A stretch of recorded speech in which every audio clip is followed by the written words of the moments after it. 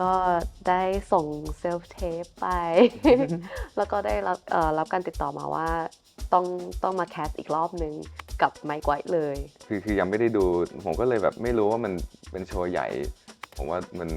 นไม่มีเนิร์ฟมันก็เลยโอเคก็เล่นแบบตามสบายเห็นว่ามันตลกอ่ะเราเห็นก็เล่นตลกลึกให้เขาดูมั้งเขาก็น่าหัวล้อเขาแล้วคุยอะไรก็หัวล้อกันไปแล้วอาจจะเป็นเพราะเราเป็นแบบคนประเภทเดียวกันก็ได้คงอยากได้อะไรที่แบบมันเป็นไทยๆจริงๆอย่างเงี้ยแล้วก็เดี๋ยวเราก็เลยคิดว่าก็น่าจะเป็นความแปลกนี่แหละน่าจะเป็นความแปลก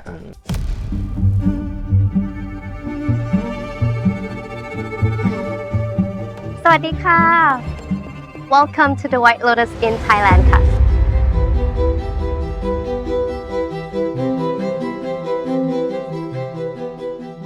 จริงๆแล้วหนูเป็นแฟนตัวยงของซีรีส์นี้อยู่แล้วก็ได้ข่าวว่าเขาเปิดออดิชั่นแคสคนไทยอยู่ก็เลยรู้สึกว่าอยากจะออดิชั่นบทมุกเพราะว่ารู้สึกว่าน่าจะเป็นอะไรที่มันง่ายต่อการเชื่อมต่อตัวหนูกับคาแรคเตอร์มุกอะค่ะก็ได้ส่งเซลฟ์เทปไป แล้วก็ได้รับการติดต่อมาว่าต้องมาแคสอีกรอบนึงกับไมค์ไวท์เลยใช่ค่ะใช่เป็น callback แล้วก็ตื่นเต้นมากๆคือหนูจำได้เลยว่าหนูแบบพูดผิดพูดถูกแบบสติไม่อยู่กับตัวเลยเพราะว่าเหมือนเขามองเราแล้วเราต้องมองกล้องแล้วมันแบบมันเขินแล้วมันแบบใช่แต่ว่าหลังจากนั้นก็ได้รับโทรศัพท์ว่าหนูได้เล่นบทมุกก็ดีใจมากๆเลยค่ะของผมแตกต่างนิดนึงตรงที่ว่าผมไม่ได้ดู White Lotus มาก่อนครับจริงๆไม่รู้จักเลย White Lotus เนี่ยเพราะผมเป็นคนที่ดูหนังแอคชั่นมาตลอดแต่ตอนไปคาสเนี่ยผมก็คือยังไม่ได้ดูผมก็เลยแบบไม่รู้ว่ามันเป็นโชว์ใหญ่ขนาดไหนเนี่ยผมก็ไปคาสแต่ว่าการที่ไม่รู้ผมก็เลยไม่ได้ตื่นเต้นมากก็เลยทำให้แบบผมเล่นได้แบบโอเคแบบผมว่ามันไม่มีเนิร์ฟมันก็เลยโอเคก็เล่นแบบตามสบายหลังนั้นเขาก็บอกแบบดีแล้วก็ไมค์ไวท์อยากเจอผมก็กลับไปเจอไมค์ไวท์ตอนที่เขากลับมาที่นี่อีกทีหนึ่งครับผมก็ได้ออเดชั่นอีกครั้งหนึ่งให้เขาดูแล้วหลังจากนั้นเขาก็ผมกำลังจะเดินออกจากห้องนั้นเนี่ยเขาเหมือนจะเดินออกมาเข้าห้องน้ำแล้วเขาก็เหมือนมาหยุดผมแล้วว่าอยากรู้ว่าทำไมถึงคุณ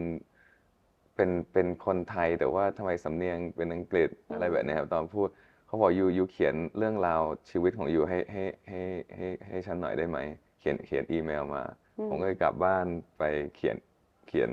biography นิดหน่อยให้คร่าวๆให้เขาฟังแล้วก็ส่งให้แล้วก็2 อาทิตย์หลังจากนั้นเขาก็โทรมาบอกว่า you got the part โอ้ถ้าถามว่าไมค์เลือกเราเพราะอะไรนี้เขาได้ตอบไหมไม่ทราบเลยค่ะ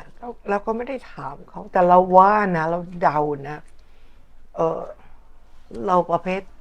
ตลกลึกเหมือนกัน คล้ายๆกันนิสัยเนาะเรายังก็ไปออดิชั่นก็เหมือนเดิมอ่ะคือไม่ได้กะจะทำงาน อยากจะไปเจอผู้กำกับนะระดับโลกจ้าซาโหลอะไรอย่างเงี้ยแล้วก็สนุกไม่ซีเรียสแต่เอ็นก็ต้องบทไปนะแล้วก็เห็นว่ามันตลกอ่ะเราเอ็นก็เล่นตลกลึกให้เขาดูมั้งนะแล้วเขาก็น่าหัวล้อเขา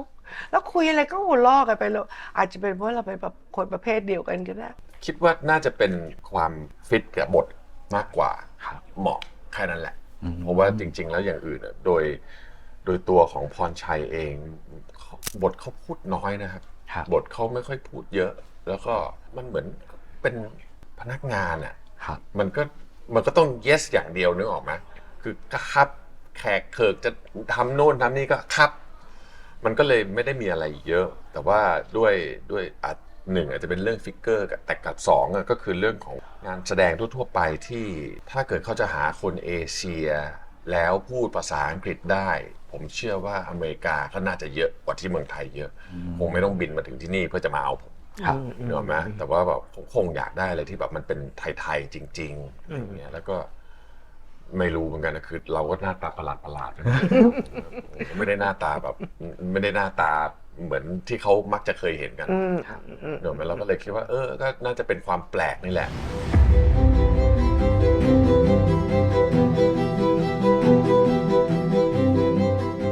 คือตอนเป็น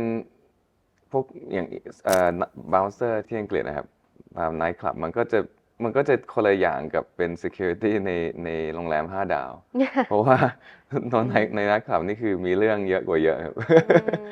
ในโรงแรม5 ดาวส่วนมากจะไม่ค่อยมีเรื่องเท่าไหร่ก็คือต้องโทน down ความแบบ aggressive คือเพราะไก่ต๊อกไม่ใช่คน aggressive แต่ว่าที่ผมดึงมาจากตรงอะไรเก่าๆที่ผมทำเนี่ยก็คือความที่ไก่ต๊อกเนี่ยก็คือเป็นคนที่ชอบ protect คนคือเขาก็แบบเหมือนเนี่ยชอบมวยไทยชอบอะไรแบบเนี้ยชอบ protect คนแต่ว่าแค่ไม่จริงๆไม่ได้อยากทำร้ายใครคือถ้ามันไม่จำเป็นคือไม่อยากทำร้ายใคร เพราะมันผิดกฎ ใช่มันผิดกฎคือแบบว่าผิด มันไม่ใช่ผิดกฎผิดกฎธรรมะเหรอ เกือบผิดกฎธรรมะ yes that's one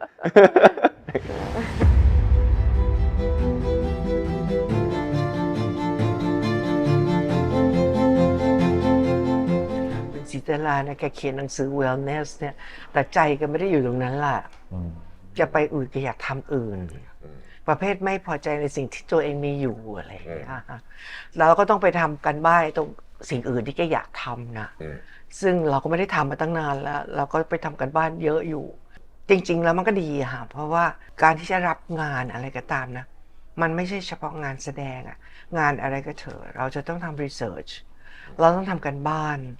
นะคะเราต้องเข้าใจมันแบบไม่ใช่แต่เข้าใจตรงนี้แล้วมันต้องเข้าใจในกล้ามเนื้อเราด้วยค่ะก็ดีมันก็เลยทำให้เราแข็งแรงขึ้นได้เรียนรู้อะไรมากขึ้น ส่วนใหญ่ก็เป็นเรียนเพิ่มเติมจะเป็นพวกนวดไปเรียนนวดไปนอนนวดเพิ่มไปให้เขานวดเพิ่มนะครับจริงๆก็มันก็เป็นเรื่องของ hospitality ทั่วๆไปธรรมดาแล้วก็เป็นสายงานอาชีพสายอะไรต่างๆพวกนี้ซึ่งจริงๆก็เขาก็จะมีคนคอยกำกับดูแลอยู่แล้วเพราะว่าเรื่องของการเป็น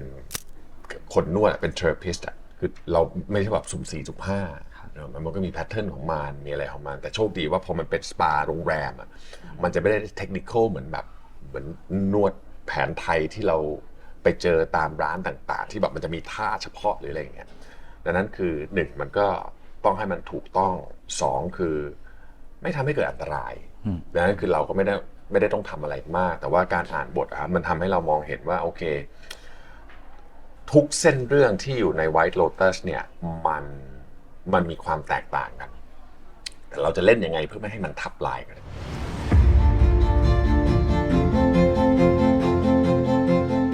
ก็แปลกใหม่ดีค่ะท้าทายด้วยแล้วก็รู้สึกสนุกมากๆเพราะว่าทุกคนแบบเป็นกันเองคือทุกคนแบบแล้วเขาตั้งใจทำทุกคนเป็น professional หมดเลยอะหนูก็เลยได้เรียนรู้จากทุกคน on set เยอะมากๆแล้วก็ใช่ ดีใจที่ได้เป็นส่วนหนึ่งของครอบครัวเนี้ยค่ะ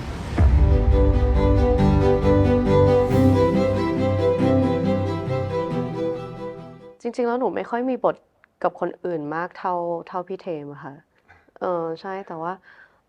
อยู่ได้แสดงกับ หนูได้แสดงกับวอลเทนแล้วก็เอมี่ด้วยแต่ว่าแล้วเจสันด้วย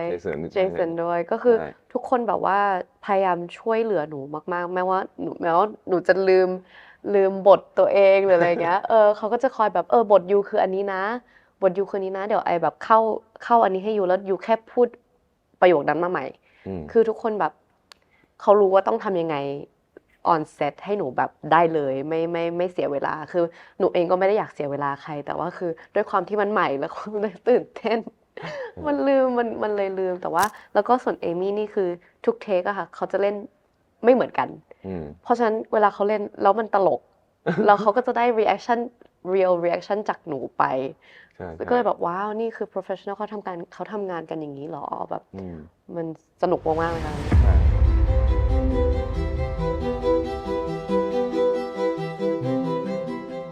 เชิญนี่เขาเป็นนักแสดงที่เยี่ยมมากค่ะแล้วเราก็ไม่เคยเห็นนักแสดงอะไรก็ซีเรียสกับงานเขามันก็เลยเป็นอะไรที่แบบฝรั่งเขาทำงานเวลาเขาทำงานนี่เขาอาชีพเขาจริงๆนะตั้งแต่เจอกันเนี่ยเวลาเขาเจอหน้าเขาจะทักอย่างเงี้ยแล้วเขาไม่สบตาด้วยนะแล้วเขาไม่เคยพูดกับเราเลยแต่เราก็เข้าใจนะว่าทำไมนะ แล้วตอนหลังพอฉากอะไรต่ออะไรมันเสร็จไปแล้วเนี่ยเขาก็จะมาฮัลโหลเขาบอกว่า I'm not a bad guy นะ แล้วเขาก็ขอโทษที่เขาไม่ได้ทักไม่ได้อะไรแต่เราบอกเราว่าเราเข้าใจอะว่ามันไม่ได้เพราะว่ามันคอนทราสต์กันไงแล้วถ้ามาเป็นเพื่อนคุยกันดุงดิ่งแล้วมันจะเล่นกันยังไงอะไรเงี้ยเขาซีเรียสมากเนี่ยก็เลยบอกต้องขอบคุณมากที่เราไม่เคยเห็นอย่างนี้ มันคนไทยเราจะคุยกันเลอะเทอะแล้วแบบเนี่ยแล้วก็คือมันน่ารักมากอะแล้วเวลาเล่นกับเขาเนี่ยแบบเขาเล่นน้อยมาก แต่มันเยอะในประสบการณ์ในอะไรแต่อะไรมัน power ในเราได้เห็นความน้อยมากที่มันเยอะ จนแบบมันสะเทือนใจอะแล้วชอบเขามากเลยค่ะ นาตาชาเนี่ยเขาก็เป็นทั้งนักแสดงเป็นโปรดิวเซอร์แล้วกำกับหนังเองด้วยเขียนบทเองอะไรเองนะครับก็อยู่ในแพลตฟอร์ม How to Die Alone นะครับเป็นเรื่องชีวิตของพนักงานที่สนามบินแต่ไม่เคยบินเขาก็เขียนเรื่องนี้ขึ้นมาแล้วก็ด้วยการตีความหลายๆอย่างแล้วก็ประสบการณ์ในการทำงานของเขามันมีมาค่อนข้างเยอะถือว่าโชคดีมากดังนั้นความประทับใจตั้งแต่ครั้งแรกเลยก็คือความเป็นกันเองนะครับซึ่งเนื้อหาของเราต่างกันนะครับเพราะว่าบทบาทของเราเจอกันตั้งแต่ day one we spoke on the phone อะไรเงี้ยก็คือเจอกันมันก็เป็นรูปแบบของความสัมพันธ์ระหว่างเพื่อนร่วมงานที่อยู่คนละซีกโลกซึ่งมันก็คือความเป็นจริงที่เราได้มาเจอกันกับเขาเหมือนกันนะครับแล้วก็แบบมันน้อยครั้งมากที่ผมน่าจะเรียกได้ว่าตัวผมเองได้เล่นกับนักแสดงผิวสีแต่มันน้อยอ่ะเราจะไม่ค่อยเห็นอ่ะเราจะไม่ค่อยเห็นคนเอเชียกับผิวสีนะครับดังนั้นอันนี้ก็เป็นความประทับใจอีกรูปแบบหนึ่งที่แบบเยี่ยม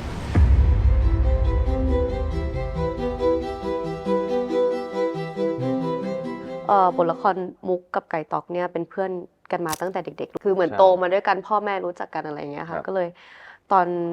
ที่หนูเจอพี่เทมครั้งแรกหนูก็พยายามที่จะแบบละลายพฤติกรรมอะแบบ ผมตื่นเต้น เอ มา อก จะทำยังไงใ